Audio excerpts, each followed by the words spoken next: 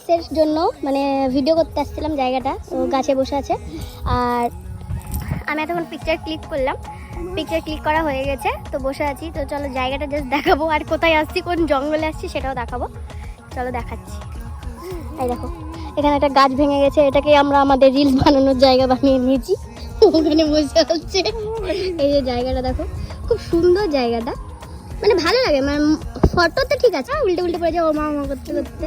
এই তো এতক্ষণ আমি ওখানে দাঁড়িয়েছিলাম, ও যেভাবে ওখানে দাঁড়িয়ে আছে বসে আছে, ওখানে আমি দাঁড়িয়েছিলাম, ফটো তুলছিলাম, তো এই কারণে। সাথে মানে ছোট ছোট বিটিএস আমি শেয়ার করে দেবো, যে আমরা কি করে ফটো শুট করি, কি করে রিলস করি না করি, সব কিছু এখানে দেখিয়ে দিচ্ছি। কিছুই না, দুজনেই করি। ভিডিও করে না ফটো। ও মা দাঁড়াতে প্রবলেম।